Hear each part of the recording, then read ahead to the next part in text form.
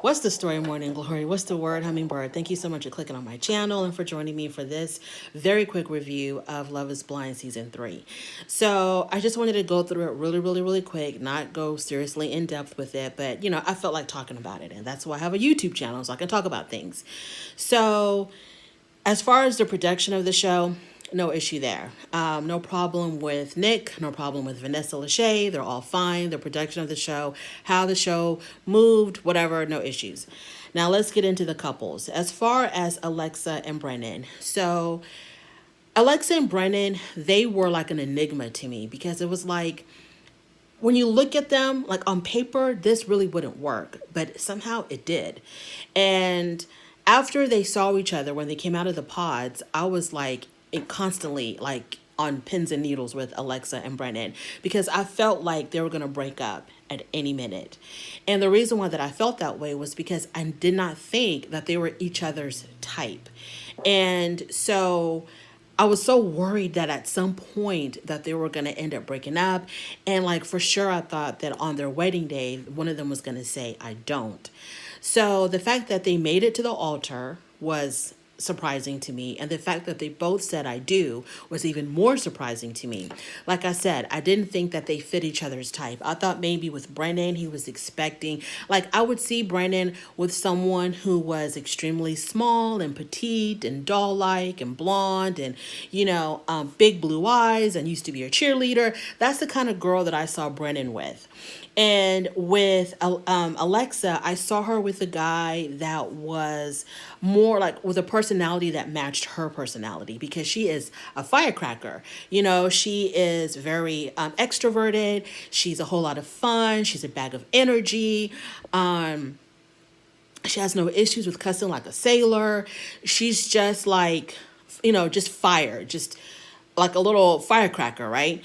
And he's a lot more reserved. And so I thought that she would have matched with someone who was more urban, more, even though they're in Dallas, I'm just going to use the term like more LA or more New York. You know what I mean? That kind of guy who's just like, on her level of being progressive and open-minded and let's have fun, and let's just go. And Brennan seemed like he just likes to chill on the front porch with a cold beer, and just, chop it up with his friends and just real easy going.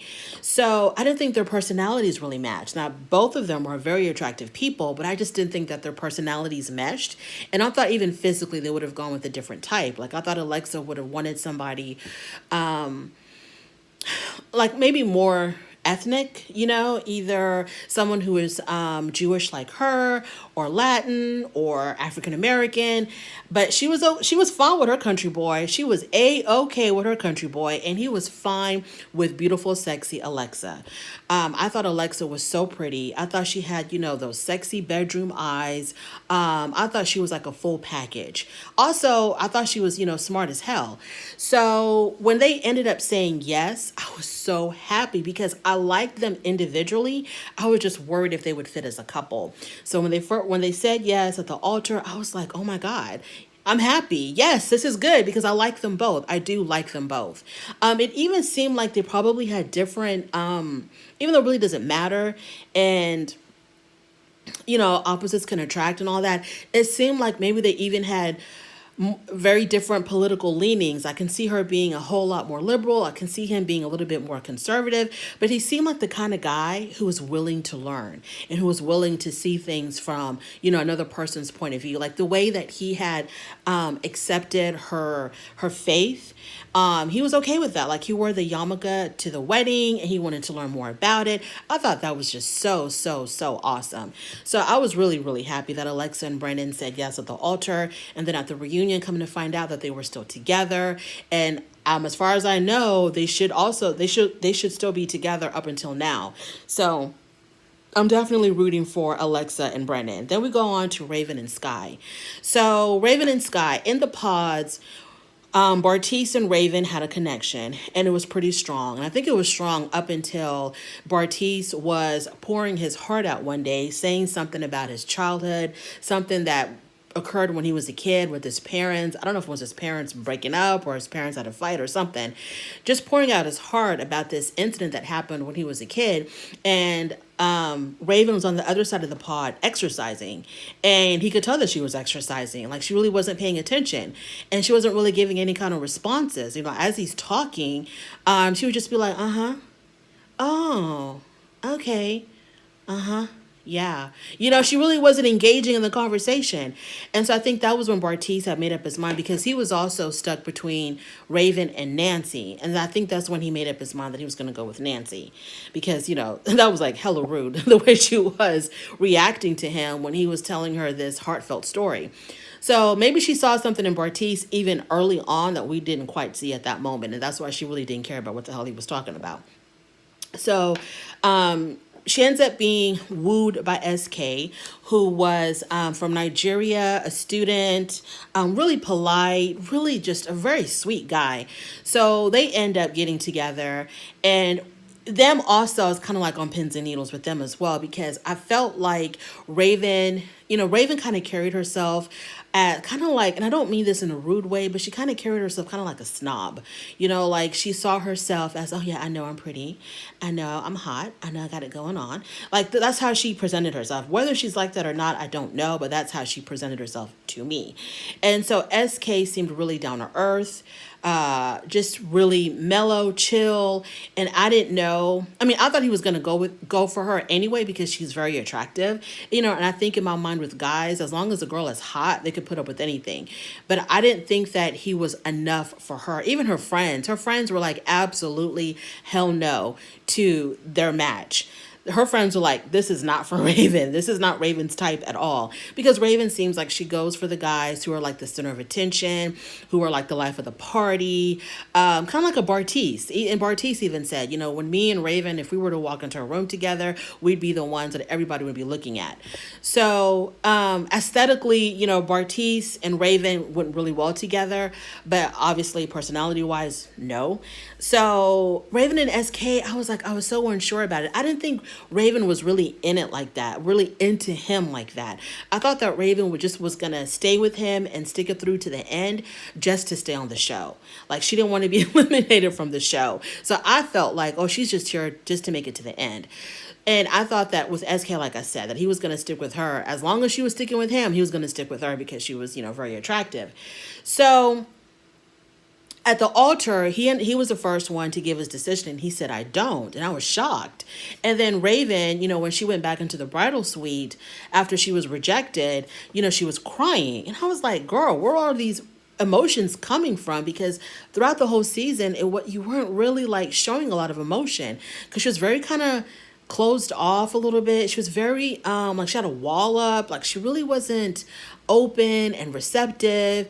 She just seemed very stuck up, So when she was crying in the bridal suite after she was rejected by SK, I was like, I thought she'd be happy. Like, what are you crying about? But at the reunion, we found out that they were still together, which was a huge shock to me. So SK still wanted to be with her. She said that she was going to say, I do at the altar. I kind of doubt that. But she said she was going to say, I do at the altar. But he beat her to it. So, no, he beat her to it as far as the one to give the decision first. And so he gave his reasons, why he felt like they shouldn't get married. But I guess, there was still an interest between them, just not enough for them to be married at that time because they have a lot going on. He was going to be going out of state to school, so they wouldn't even be living together as a married couple for a while. So his reasons were really valid. So the fact that they still decided to give it a try, it kind of made me see Raven in a completely different light. I was like, okay, so, homegirl was really down with him. She was really down with SK.